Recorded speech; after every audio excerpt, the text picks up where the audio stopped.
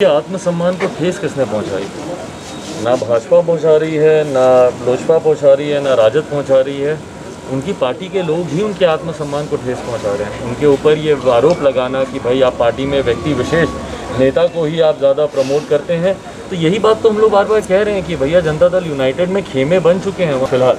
क्योंकि आपने इस प्रश्न को पूछा, मैं अभी 12 जनपद में हूँ और रहूँगा। आरजेडी ये नसीहत दे रही है आपको कि आपको दो नाव की सवारी नहीं करनी चाहिए।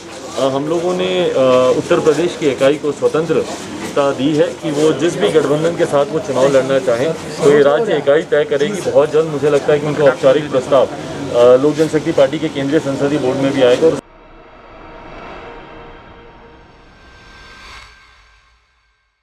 नमस्कार, आप देख रहे हैं डीटीवी भारत। मैं हूं अभिषेक मिश्रा। लोक जनशक्ति पार्टी के राष्ट्रीय अध्यक्ष चिराग पासवान कल आशीर्वाद यात्रा के तहत भोजपुर जा रहे हैं और आज देर शाम पटना पहुंचे हैं। चिराग जी, आज जिस वजह से हम आपके साथ ये इंटरव्यू कर रहे हैं, हमारे पास एक जानकारी है, आप चाहे तो उसको खारिज कर सकते हैं और इंटरव्यू की शुरुआत इसी सवाल से करेंगे। आपके आशीर्वाद यात्रा की तैयारियां, जहां आपकी आशीर्वाद यात्रा होती है उस जिले में आपकी पार्टी के नेता कार्यकर्ता करते हैं, लेकिन ये देखा गया है कि उसके समानांतर, तैयारियों के समानांतर आपकी पार्टी ने कई दलों में सेंधमारी भी की है, AIMIM हो या दूसरे दल हों।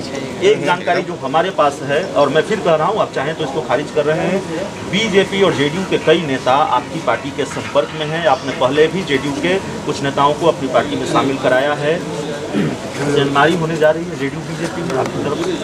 देखिए, सेंधमारी शब्द मुझे नहीं पता, उस शब्द का प्रयोग जो आप कर रहे हैं वो उचित है कि नहीं, पर हाँ, कई ऐसे लोग हैं जो कि लोक जनशक्ति पार्टी और ख़ासतौर पर बिहार फर्स्ट, बिहारी फर्स्ट में अपना विश्वास रखते हुए पार्टी की सदस्यता ग्रहण कर रहे हैं, पार्टी के साथ जुड़ रहे हैं। एक राजनीतिक दल होने के नाते और मैं एक नेता होने के नाते मेरी और मेरे संगठन की पहचान विभिन्न पार्टियों में है, विभिन्न राजनीतिक दलों में है। ऐसे में अगर कोई बिहार फर्स्ट, बिहारी फर्स्ट पे विश्वास रखते हुए अगर पार्टी की सदस्यता ग्रहण करता है, उसको मैं सेंधमारी नहीं कहूँगा। क्योंकि हाँ, आपकी जानकारी यहाँ तक तो ज़रूर सही है कि कई ऐसे ज़िले हैं बिहार का, खासतौर पर जहाँ पर यात्रा हुई है, बड़े पैमाने पर लोगों ने लोक जनशक्ति पार्टी की सदस्यता उन्होंने ग्रहण की है। बिहार फर्स्ट, बिहारी फर्स्ट पर उन्होंने अपना विश्वास जताया है और ये आने वाले दिनों में भी ये सिलसिला इसी तरीके से चलता रहेगा। जेडीयू के कई नेता संपर्क में हैं, ये जानकारी भी है। मैंने फिर कहा कि अगर आप चाहें तो उसको खारिज कर सकते हैं, हमारे पास जानकारी यही है।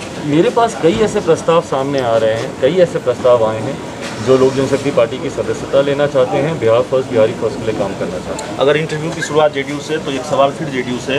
कल जेडीयू के मीडिया सेल के प्रदेश अध्यक्ष ने इस्तीफा दे दिया है और उन्होंने कहा कि आत्मसम्मान के साथ आगे बढ़ना मुश्किल था। जिस चश्मे से हम देखते हैं इस तरह की सियासत को, उसके मायने हम ये निकालते हैं कि सब कुछ ठीक नहीं है जेडीयू में, जो साफ तौर पर कहा भी जा रहा है। 2 गुटों में जेडीयू बटी है। कैसे देख रहे हैं जेडीयू के अंदर खाने जो कुछ भी चल रहा है? उनके आत्मसम्मान को ठेस किसने पहुंचाई? ना भाजपा पहुंचा रही है, ना लोजपा पहुंचा रही है, ना राजद पहुंचा रही है। उनकी पार्टी के लोग ही उनके आत्मसम्मान को ठेस पहुंचा रहे हैं। उनके ऊपर ये आरोप लगाना कि भाई आप पार्टी में व्यक्ति विशेष नेता को ही आप ज़्यादा प्रमोट करते हैं, तो यही बात तो हम लोग बार बार कह रहे हैं कि भैया जनता दल यूनाइटेड में खेमे बन चुके हैं, वहाँ पर गुट बन चुके हैं और वहाँ पर से वर्चस्व की लड़ाई आज की तारीख में, वहाँ पर लड़ाई इस बात की नहीं है कि भैया बिहार को बनिस्बत बाकी राज्यों के कैसे ऊंचा दिखाया जा सके। वहाँ पर लड़ाई आज की तारीख में इस बात पर है कि एक नेता दूसरे नेता के सामने अपने आप को कैसे बड़ा दिखाए।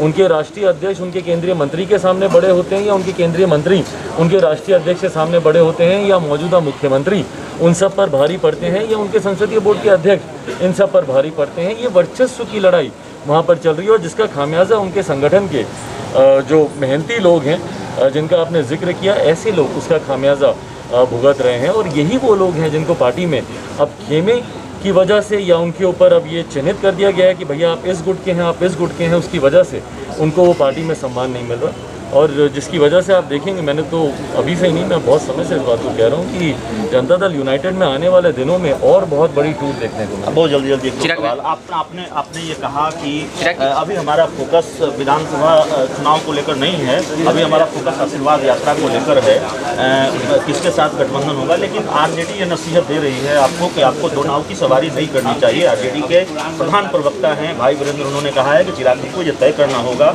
वो क्या फैसला लेते हैं, 2 नाव की सवारी नहीं करनी चाहिए? नहीं, मैं तय कर लूँगा इस निर्णय को। बहुत समय पर आने पर मैं इस निर्णय को ज़रूर लूँगा।